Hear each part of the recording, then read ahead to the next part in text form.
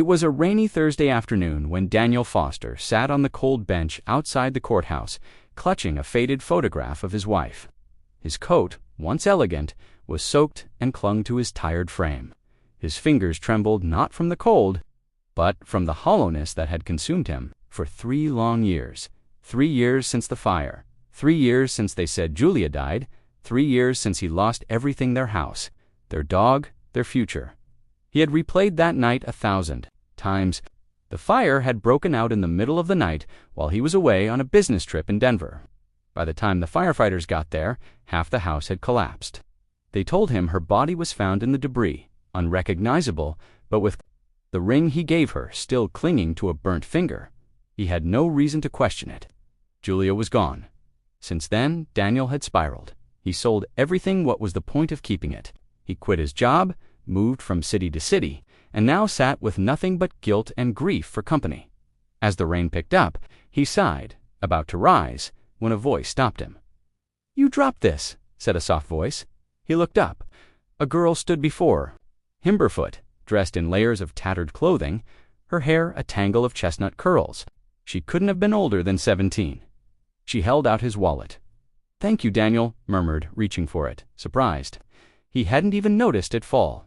She hesitated, her eyes locked onto his face. "You're Daniel Foster." He blinked.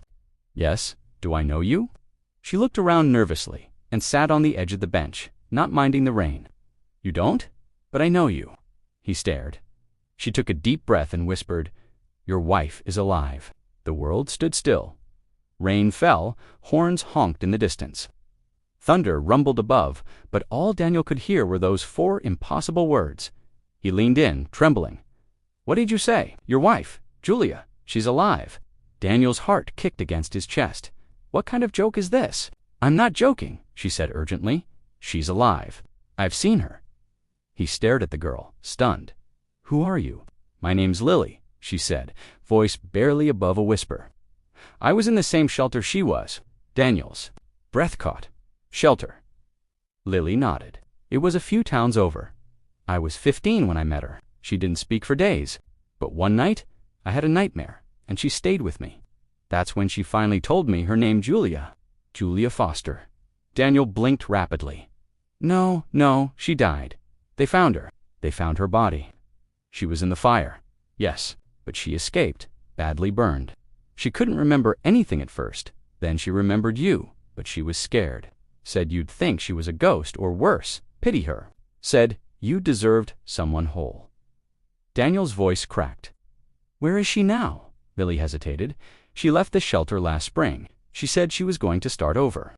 Said she wanted to find you, but didn't know if you were still alive or even wanted her." "I need to see her," he said, standing. His legs felt like jelly. "Please, if you know anything." Lily nodded slowly. "I might know where she is." The journey that followed was nothing short of a storm. Of emotion, Lily led him to a small coastal town hours away. Along the way, she told him more about Julia, how she helped the other women in the shelter, how she walked with a limp now, how she hid her scars beneath shawls, but never her kindness. They arrived in the quiet town as the sun was setting. Lily pointed to a small flower shop tucked between 2 weathered buildings. "She owns that place now," she said. Daniel's heart felt like it might burst. He stepped toward the shop on shaky legs. Through the glass he saw her dot Julia. Her hair was shorter, her posture a little bent. But it was her. She was arranging lilies in a vase. The bell above the door jingled as he stepped in. Julia looked up. Their eyes met. The vase slipped from her hands and shattered. Neither of them spoke for a long moment. Then she whispered, "Daniel." He stepped forward, tears spilling freely. "I thought you were gone. I thought you'd moved on," she said, her voice cracking. "I didn't know how to come back." "You didn't have to. I would have come to you. I never stopped loving you." She reached out with trembling hands, and he took them, pressing them to his face.